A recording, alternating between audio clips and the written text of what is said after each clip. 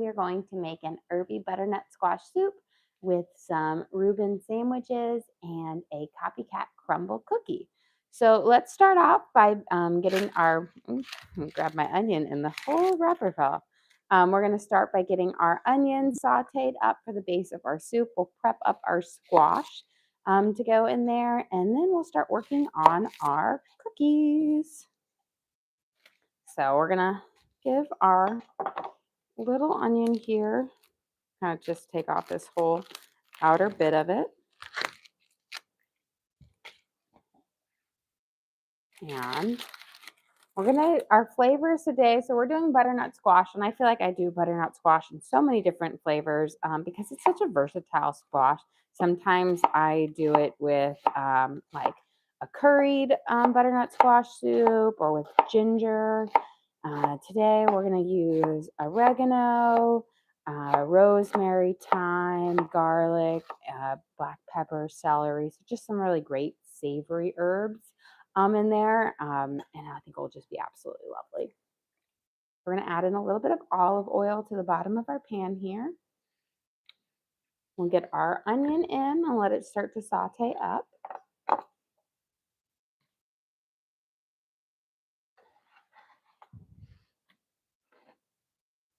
And then we'll get our celery diced up, and then we'll get our butternut squash kind of going. But we're going to get our aromatic vegetables first before we get our squash in here.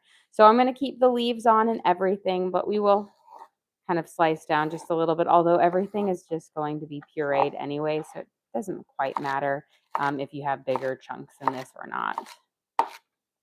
But get these all in there. We'll toss those leaves in there, but the celery is actually going to play really, really well with the different herbs. Normally when I make my butternut squash, I keep it with just celery and onions, but or just onions and then the butternut squash, but today I'm doing it with a little bit of both. So we'll get these guys sauteing up. I'm going to give them a quick stir. We'll let these two heat up and kind of cook up together. And let them saute a little bit. On there, we're going to coat them up in that olive oil. Get my pan up nice and hot for this. Now, we're not going to use all of our butternut squash because this is a pretty fat guy. So I'm going to cut it in half, and then we'll probably cube up about half of it for this. And then we can save the half for another day. I'm going to keep, and we're going to use this top half, which is going to be my solid piece. And this bottom half is going to be the one that has that bulbous base in it. So we'll take off our top, and then I'm just going to use my knife, and we'll just kind of peel away, just like I do with my sweet potatoes, this kind of waxy skin on the outside. And then we can start kind of cubing up our butternut squash, because while you can buy pre-cut up squash, it costs you, almost triple the cost that it is to buy it whole on yourself. And it's really not that difficult once you kind of know how to do it. And so I always kind of cut it in half. That way you're not dealing with such a large piece. And then you just make sure you have two flat, sides to work with. And then, you just kind of work down this way. And it's pretty easy to get to where you can cube it up.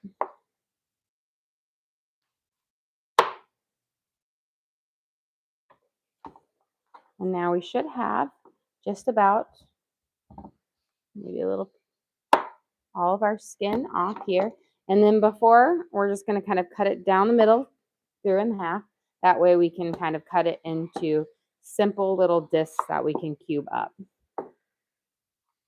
Now, butternut squash is actually much easier to cut through than sweet potatoes, because they're not as, I will say, dry. They've got a much more smooth texture to it. So it's a little bit easier. They're thicker, but a little bit easier.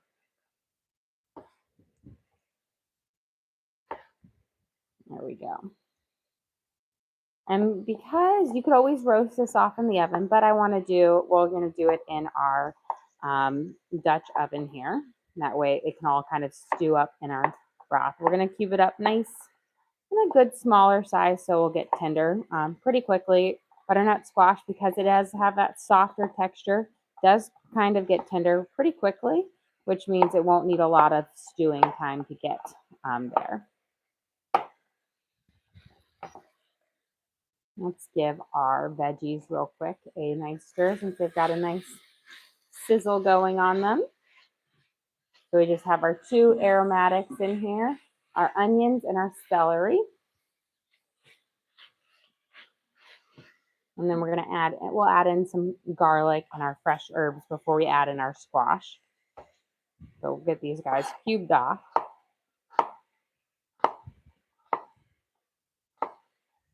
You see it as we start to dice them up, it expands. It gets a lot more than you think. That's why we're only using half of it, because otherwise we would make quite a big or quite a large amount of soup.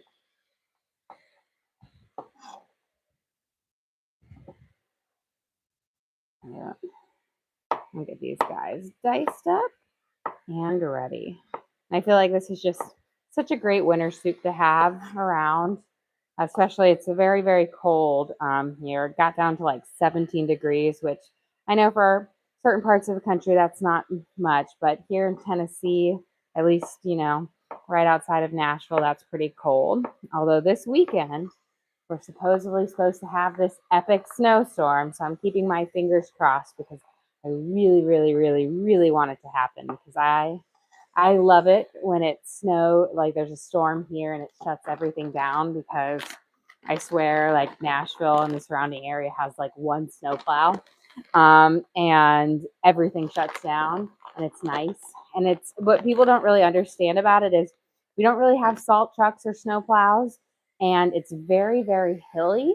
And so it's kind of really dangerous because when you can't treat the roads and it's really, really hilly, and then people don't know how to drive on it, it creates really dangerous driving conditions, and there's always wrecks everywhere for it. And having, you know, lived in Iowa, I went to college in Iowa, spent my younger years in Iowa. It's very, very different when you have roads that are prepared for winter weather and roads that aren't prepared. And so it's nice here because people are like, oh, snow. And I'm like, everything shuts down and it's wonderful. It just slows down.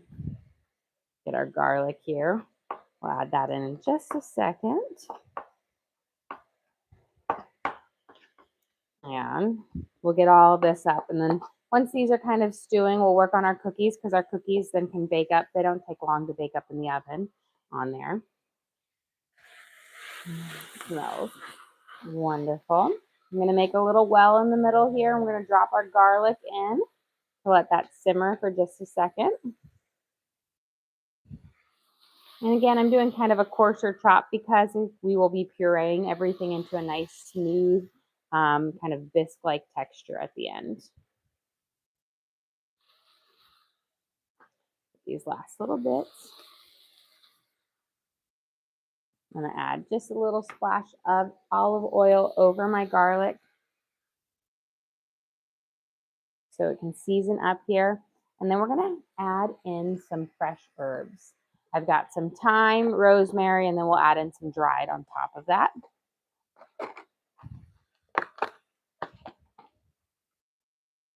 Let's see. I'm going to do 2 little sprigs. That's about 3, but that should be good. Rosemary is a pretty strong herb, so you don't need a lot to get that flavor. Thyme is not quite as strong, so you can use a little bit more in it. But we're going to kind of pull off our little leaves here so that we don't have like a tree, like a stick in our soup. And we'll just give it a light chop up of them. That way, when we toast it up, it will infuse those flavors in for it. But also knowing that when we puree it, that will help kind of break down the herbs a little bit more. If you don't have fresh, you can definitely use dried. You'll just want to use a little bit less. So this is about probably, you know, a teaspoon and a half. So yeah, I would use about a half a teaspoon of dried rosemary because again, dried is a bit more potent in flavor. And turn this down just a smidge.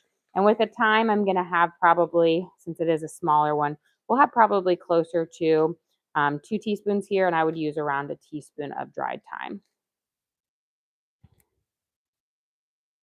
Once we get these kind of off our little de-herbed,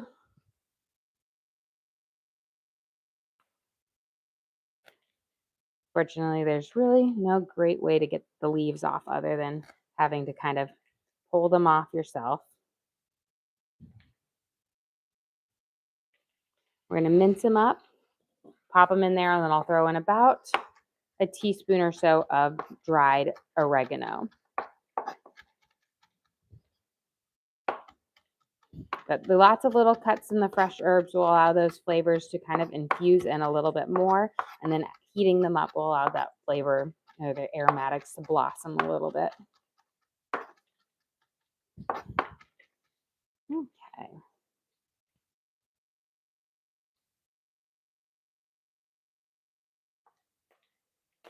And this will be a nice, lovely herby base to our butternut squash soup. Let's add in our oregano. I always like to get those spices to kind of heat up first before we get our simmer on, because that heat really brings those flavors out. So about a teaspoon of dried oregano. We're going to add in about a half teaspoon of black pepper. Shake more. We'll let this saute. Push down any of those that like to climb up the sides. There. And now we can kind of add in our butternut squash, and we'll let that saute for a few minutes, and then we'll add in we're going to add in water and chicken bouillon. But we want these to saute for a few minutes. That helps kind of speed up the cooking process and gets a pretty good sear on them. And we'll continue to allow those herbs to really bring up those flavors. And while these are sauteing, we can start working on our cookie dough. There we go. Give this a toss. Now, let me pick up that onion I dropped so I don't slip. Get all that garlic flavor off my hands. And then let's work on our cookies. Okay, for our cookies, we're going to start out. So this is my Copycat Crumbl cookie, which is their chocolate chip cookie base. I'm doing a half batch because I didn't want to make a full batch, which makes like 12 really big cookies. And I'm like, we don't need 12 really big cookies. We'd eat them all, but we don't need to eat them all. So we're going to start off with 3/4 a cup of butter. So that's going to be 1.5 sticks.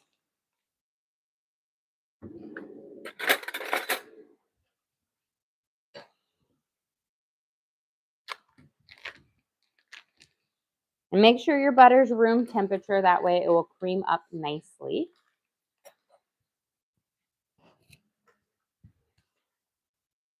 Slide this guy up. We'll give it a quick little mix around just to get it broken up a little bit. And then we're going to add in our sugar, our 2 sugars, our brown sugar and our granulated sugar. Let me grab my measuring spoons. For this, we are going to be using I need my tablespoon. We're going to be using primarily brown sugar, but we're going to use 1/4 a cup of granulated sugar with about 2 tablespoons up, because my full recipe uses 3/4 of a cup, but you got to kind of divide that in half. And there's really no easy way to divide 3/4 of a cup. So it's 1/4 of a cup plus 2 tablespoons. 1, 2. And then we're going to add in our brown sugar. And we're going to use 3/4 of a cup of brown sugar. So that brown sugar gives it that really just delicious, rich base for it. So this is a 1/2 a cup. So I'm going to pack it in, make sure it's firmly packed. And then get there. And then here's our half of a cup. Slide that in there. And we're going to cream those sugars into our butter. My hand's a little rinse, got that sugar packed on it. Let's give our base here a quick turn. Let it kind of saute up and mix it around. Again, we have rosemary, fresh thyme, garlic, oregano in here, celery and onions with our butternut squash. And then just a little bit, we'll add in a little bit of our water and chicken bouillon, and we'll let this simmer. But I always want to let the butternut squash get a nice good sear on it or saute on it so that it has a great little like roasted flavor to it. So let's cream these guys together. You want to make sure your butter and your sugars fully incorporate before you add in other ingredients, because if they're not creamed together, if there are two things, it won't turn out right. Okay. I'm going to get a spatula and we're going to push any butter or sugar that's stuck on the sides down.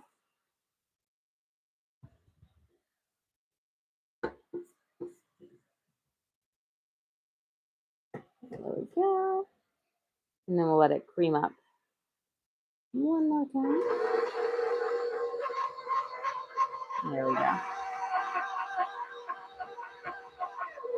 And that looks good. So we've got a nice creamed and buttered together, so it's all one mixture. And then we're going to add in 1 egg.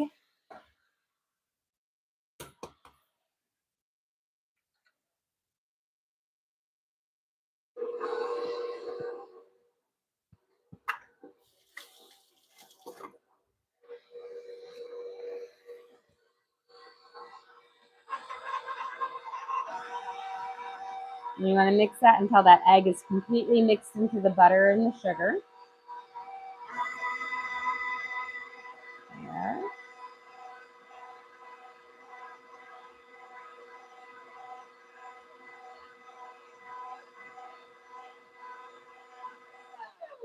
Okay, that looks pretty good. Let's give this a nice little mix around. Give this a good stir.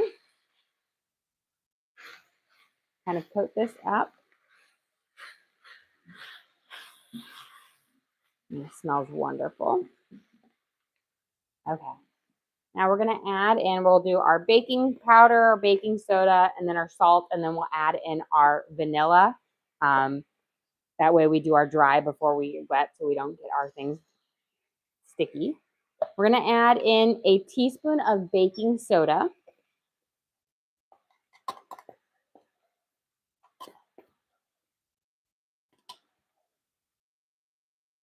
Just don't want to make sure I have any clumps in there. There we go. So 1 teaspoon of baking soda. And we're going to add in a half a teaspoon of baking powder.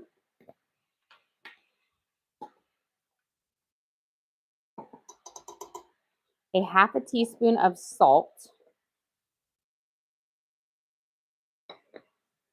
And then we're going to do about, it's not quite a tablespoon of vanilla. So my big recipe uses a tablespoon and a half. So it's about 3/4 of a tablespoon of vanilla.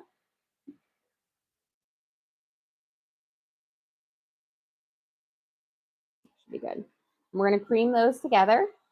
You want to make sure that baking powder and baking soda really gets mixed in there.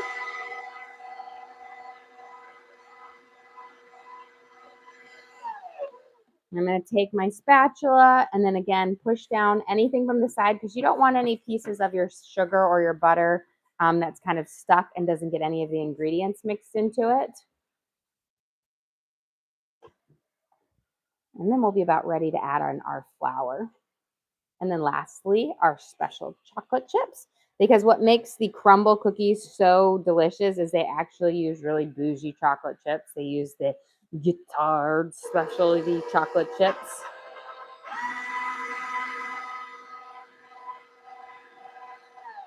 Okay, that looks pretty good. Let me add my lid on here because I will knock that over. And before we get that on there, before we add in our flour, I'm about ready to add in our liquid here so that we can let this start to simmer. I've got 4 cups of water, and then we'll add in a heaping spoonful of chicken bouillon. Let me give a good stir around. So we're going to add in about a cup at first.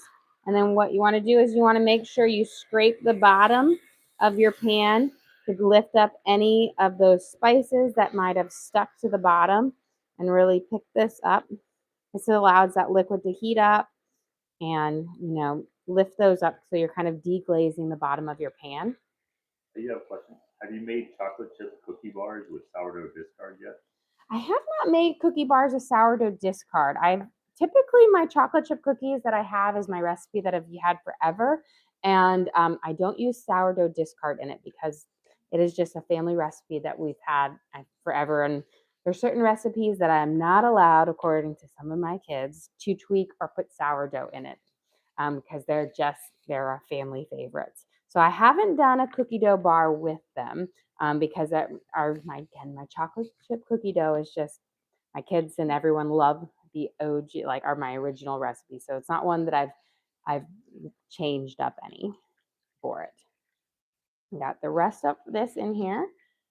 We're gonna let this simmer here, and now we're gonna add in a great big dollop of chicken bouillon. And this is gonna flavor up our broth base to our soup.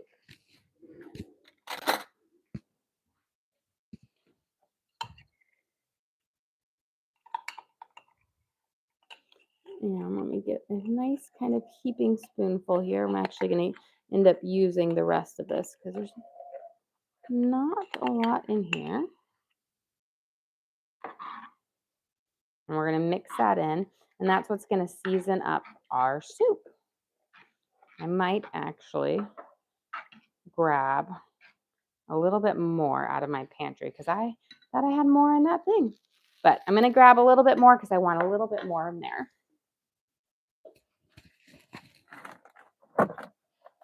There we go.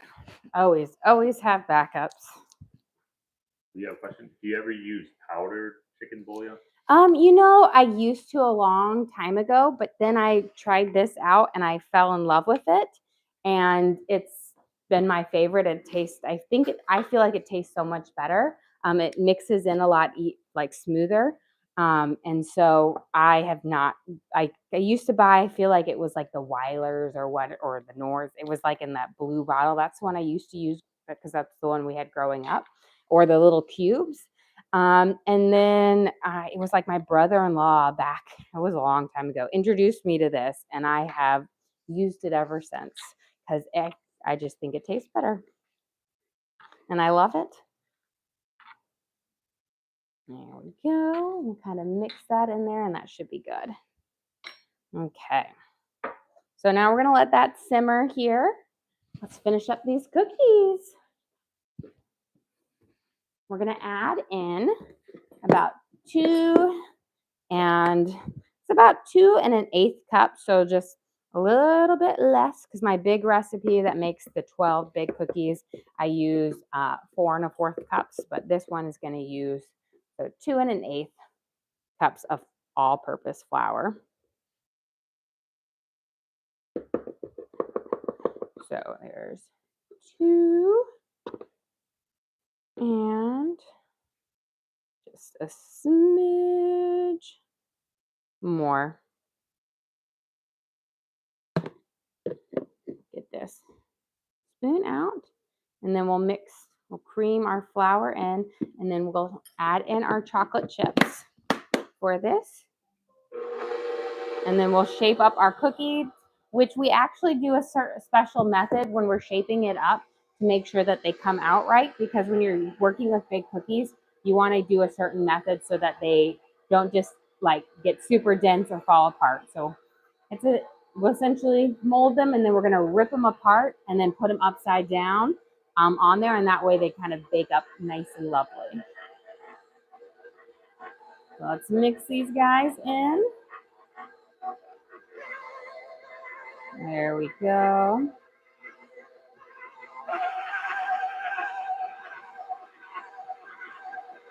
Mm.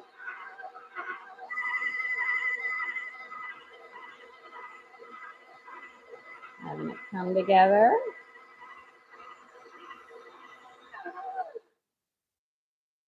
Perfect. Now we're going to add in our chocolate chips.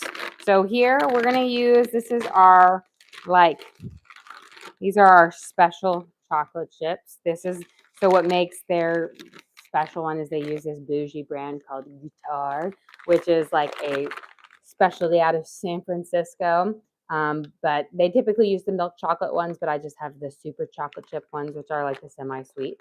But they use a good amount of these. Don't underestimate how much you want. You need a little bit more. So I'm going to use a whole bag in here for our cookies for it.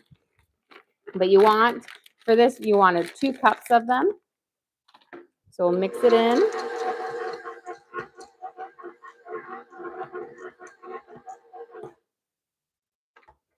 There we go. And then we'll use my spatula here. And we'll kind of give this a good stir. And then we're going to shape up our dough.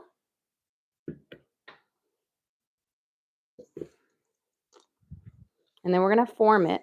And what you're going to do is you're going to form these in, I'm going to scoop it out like 1/2 cups at a time. And then we'll kind of shape them and then form them together. Just mix it. Kind of hold the dough. There we go. Sometimes with those big chips, it's just easier to get in with my hands to work it because I don't want to break them apart with my paddle. There.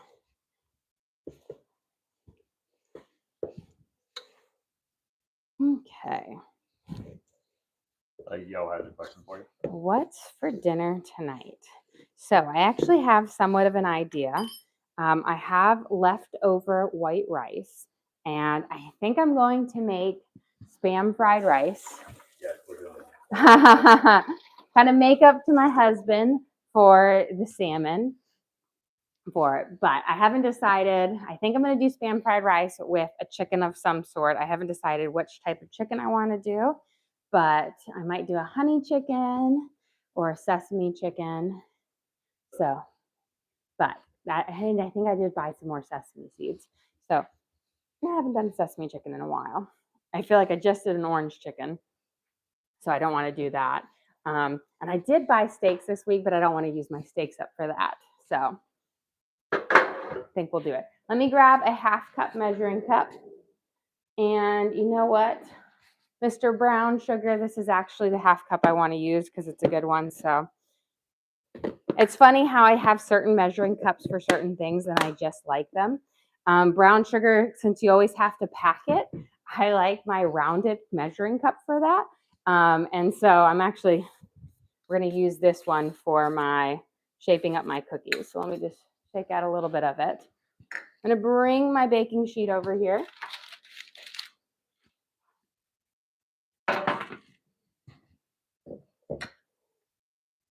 And then got my dough here. You want about a 1/2 cup because again, you remember Crumbl cookies, they're known for their giant, like 1,000-calorie cookies. So you've got your 1/2 cup of dough here, but you don't want to just put it on here. You want to take this, you mold it kind of there, and then you're going to break it in half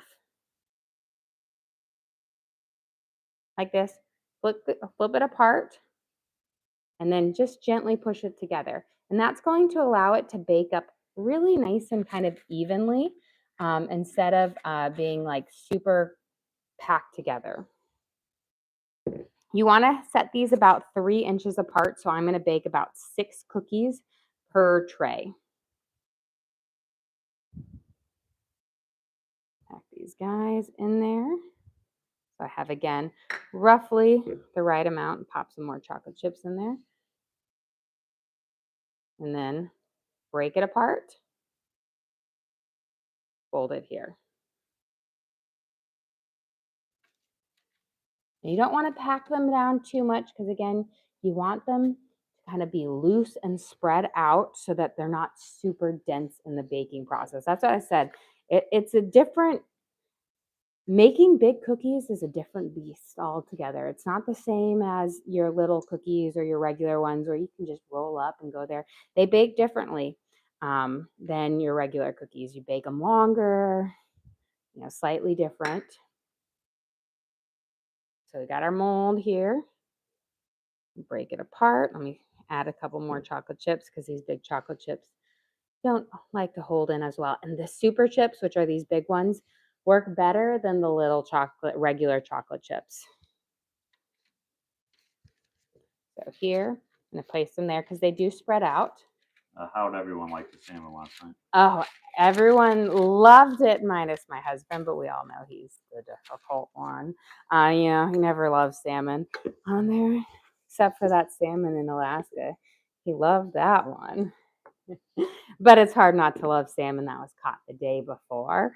And apparently, I had no idea until, we were in Alaska and kind of ruined it. But most of the salmon that we eat here in America is considered pet food grade salmon in Alaska.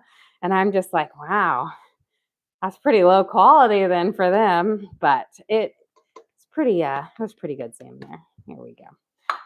But everyone loved it. It was delicious. The beurre blanc sauce was amazing. It just that's the thing that really makes the meal. There we go. Pop this guy on there. Press him down.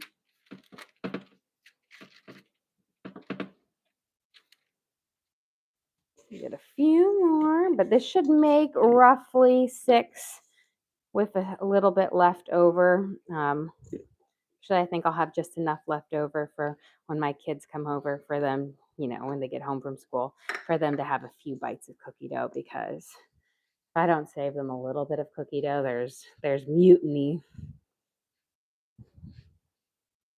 There we go. And get this last one stuffed in here.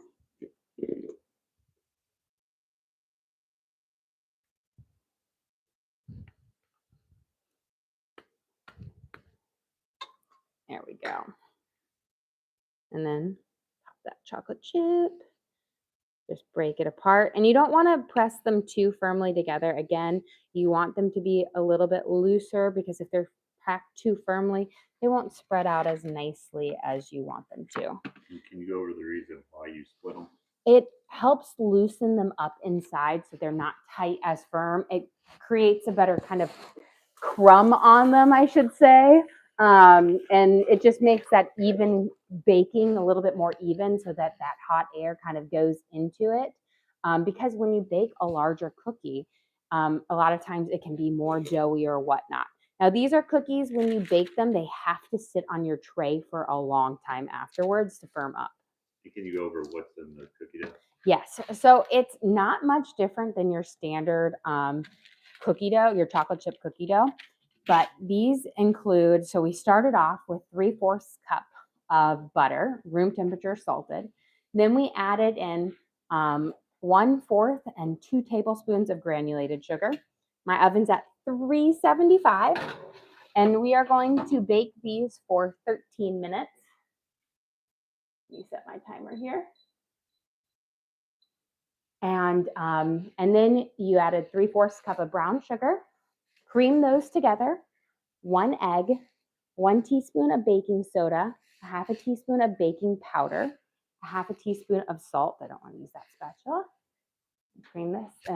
And then cream all of that together. 3/4 of a tablespoon of vanilla. Cream that, mix that all in together. Then we added in 2 1/8 cup of flour, because again, my big recipe typically makes 12, and I divided it in half. And then you add in about 2 cups of baking chocolate chips. Milk chocolate chips is what give you the traditional Crumbl cookie ones. They use the bougie guitar chocolate chips, which you can get at some grocery stores, have it, places on that. You can always get them on Amazon as well. But, and then you kind of half a cup, kind of press them in there and, break them apart, flip them over, and lay them about 3 inches apart on a baking sheet, parchment lined, and bake them up at 375 for, I'm doing 13 minutes, but 12 to 15 minutes is the range depending on your oven. Last time I baked them up, I baked them for 12 minutes and I was like, you know what, they could use a little bit longer. So I'm going to do 13 minutes this time. My kids will have enough cookie dough for them to last. While our soup is simmering here, let's work on we prep up our Reubens. More things, and our cookies are baking.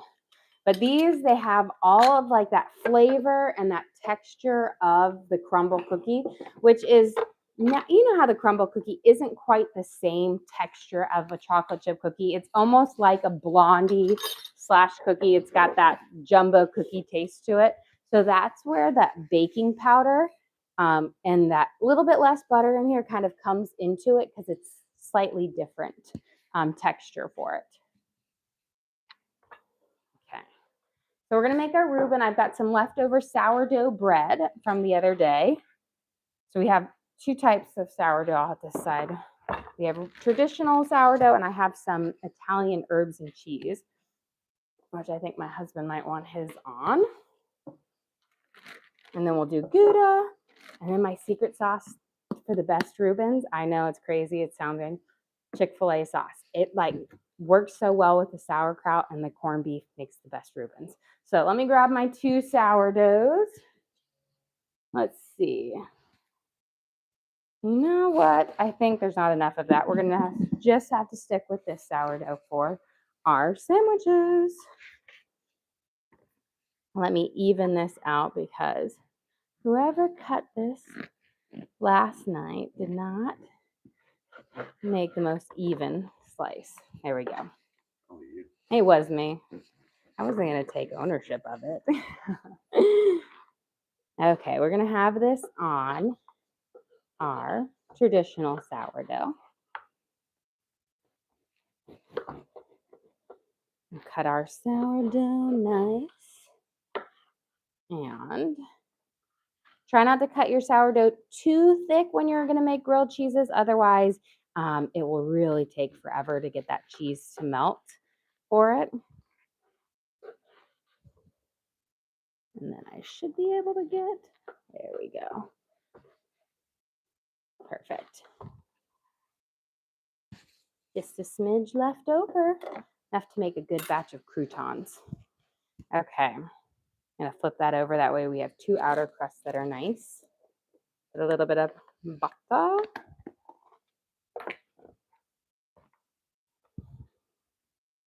Do it this way. Always put your flattest, smoothest crusts on the outside.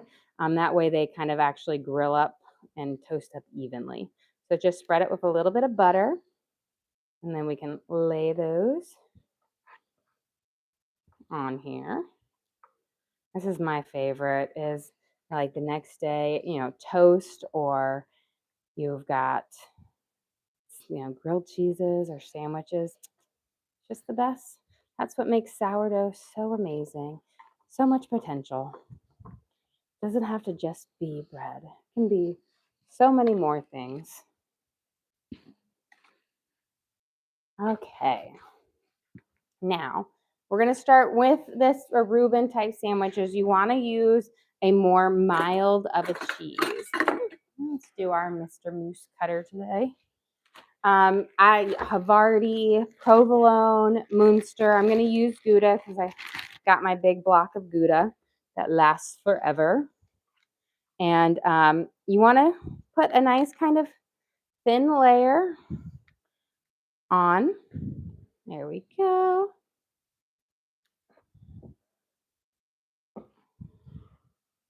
For this on your base layer. I think. There we go. And then we're going to do our corned beef. I will say, I do love, so Amazon, a lot of times I get my groceries from Amazon Fresh because we live near a big city and they deliver. And it's really nice because their groceries are actually pretty cheap.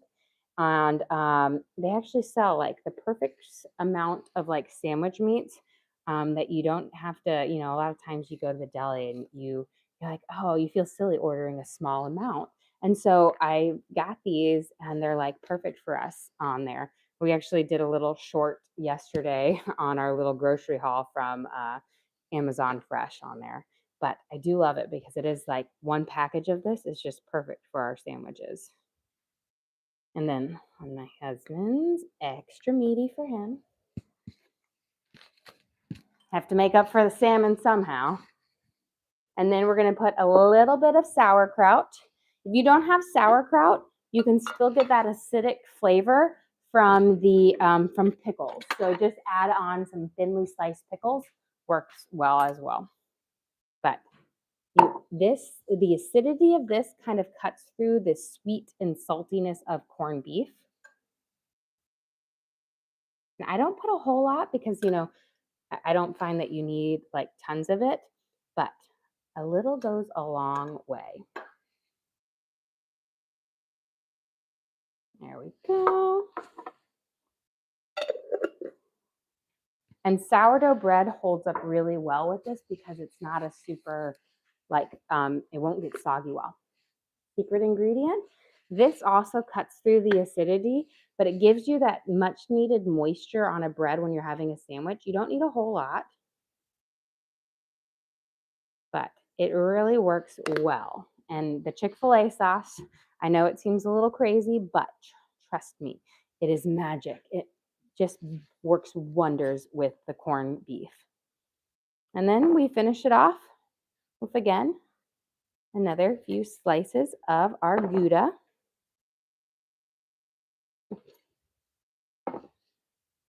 And then let me turn on, because I realize, get that going and kind of heat up and get our sandwich a-melting.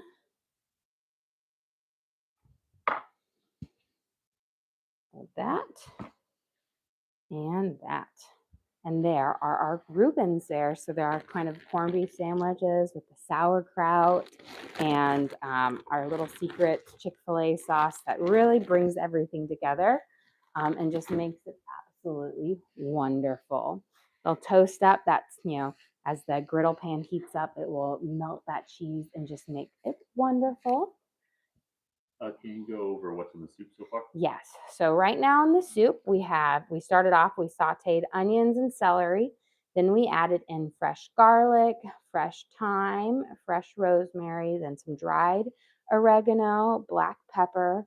And then we diced up a half of a butternut squash in there. And we sauteed that up for a good hot minute until it had a nice good saute on it. And then we added in 4 cups of water with big nice scoop of chicken bouillon. I'm going to give it a little taste here, see if we need to add anything else, and then we'll add a splash of cream and then we'll puree it up. Wonderful. Now, when you have it in here seasoned up, spiced up, you want it to be more flavorful and a tad bit more salty than your final product, because once you puree that squash, it's going to dull out those flavors. So don't freak out if you have it and it's stronger than you want. Once you puree it, it's going to mute out some more.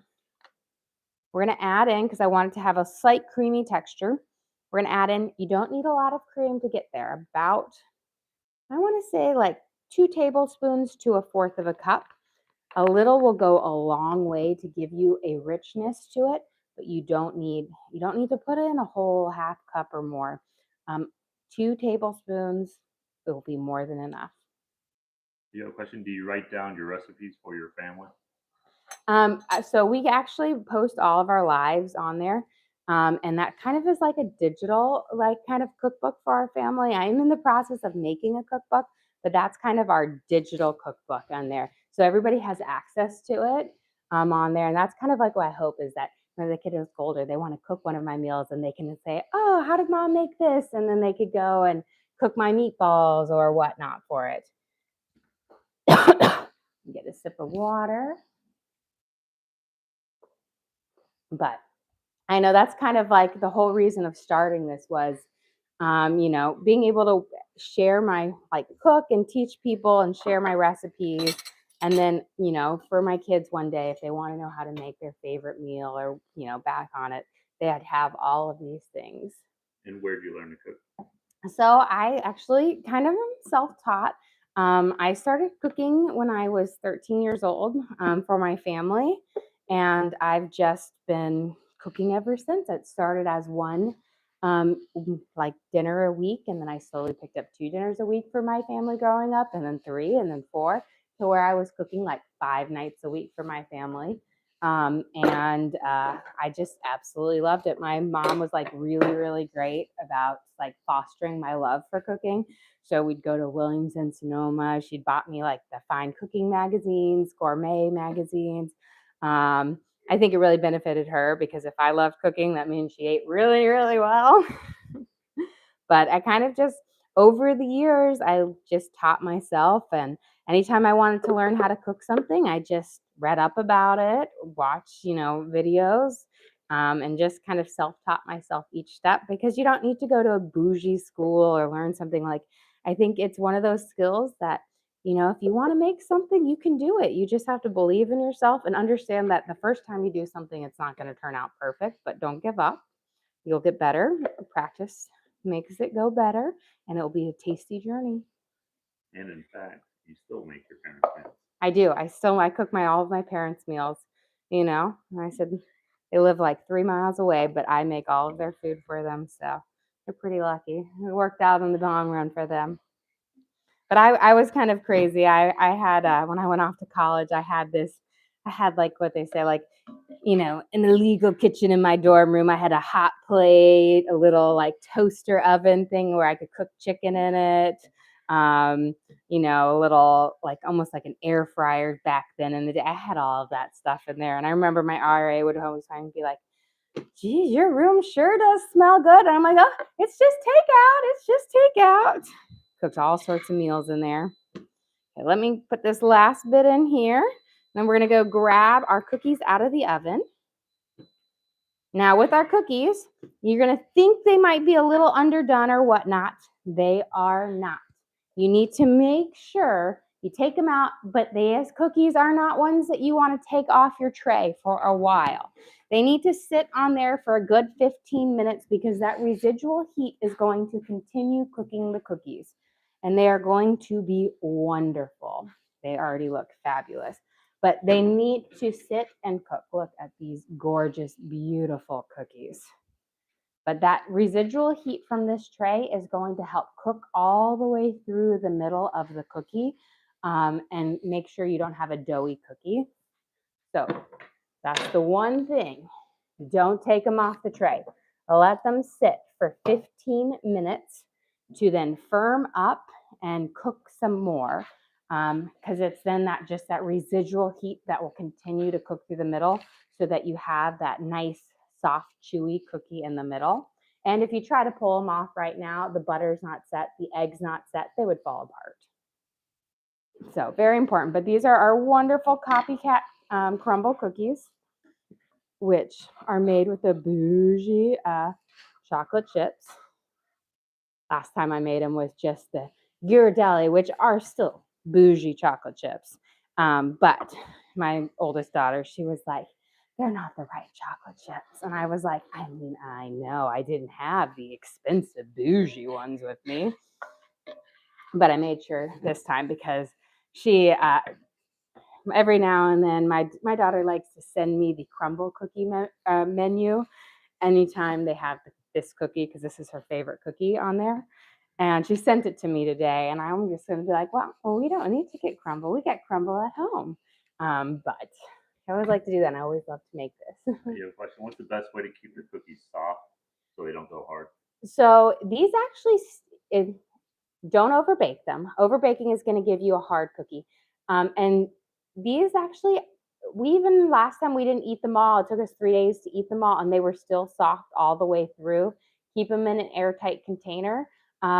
If you're not going to eat your cookies within 3 days, then make your batch smaller for it because baked goods after 3 days just aren't going to be good. Tell them about the Aggies.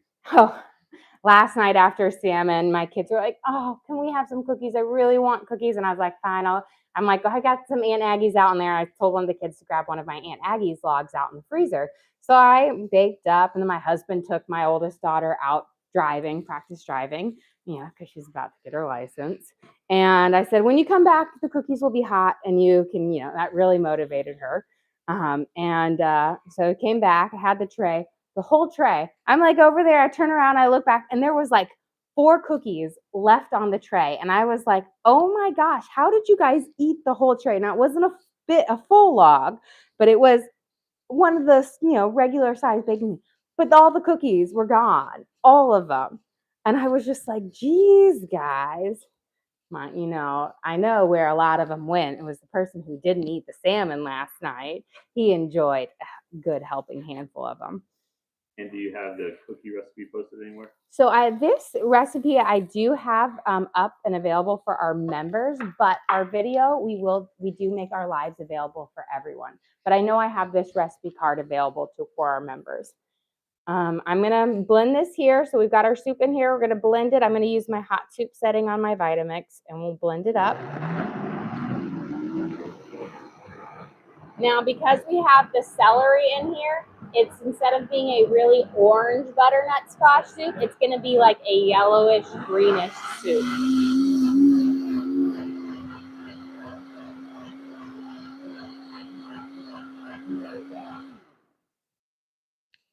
Turn that down just a smidge. But the celery, I think with the herbs is just going to add a wonderful flavor to it. You'll still have this kind of orangish note to it, but the celery will add a little greenish hint to it. Look at that. But it's got this nice thick bisque-like texture to it, which is wonderful. Slide this right over here. You can hear my snap, crackle, and popping of ours. I think we're just about ready. Look at our gorgeous Reubens here. I'm going to turn this off, let that residual heat kind of finish up. I'm going to do one last taste of our soup, make sure it's beautiful. Wonderful. It's one of those things where you can't tell it's butternut squash because the celery, that coloring of it, but the celery plays so well with the thyme and the rosemary, but you still have those wonderful hints from the butternut squash. So it's just a fun way to do it that's different from the norm. Judy and Paula sent you. Oh, well, thank you, Judy and Paula. We appreciate that. Okay. We've got those off. Look, my cheese is already starting to melt down. Let me grab and get ready to serve this lunch up.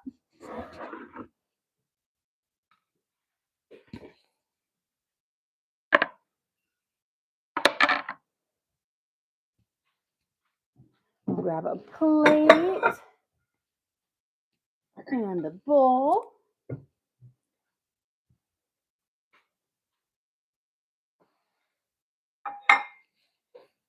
And start with this guy.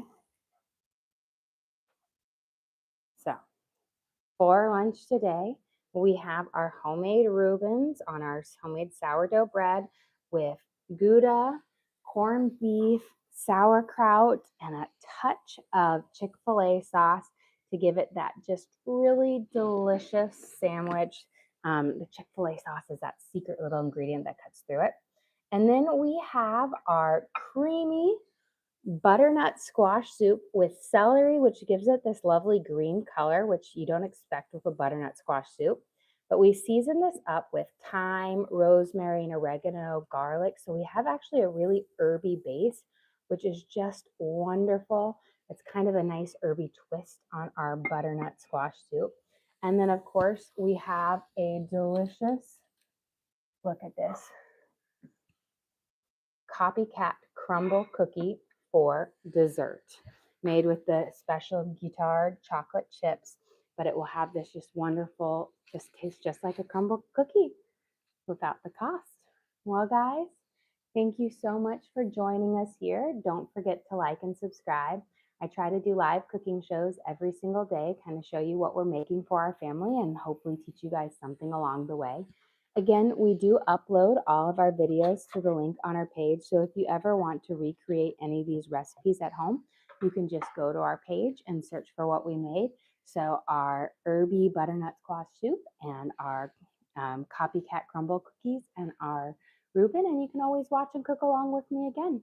We also have a link to our Amazon storefront that has all of our different cooking gear and gadgets in it. I've got my hex-clad griddle pan, my Vitamix, my Dutch ovens, knives, cutting boards, all the different things that I use in the kitchen in there for you guys to check out. But again, thank you so much for joining us here. Don't forget to like and subscribe.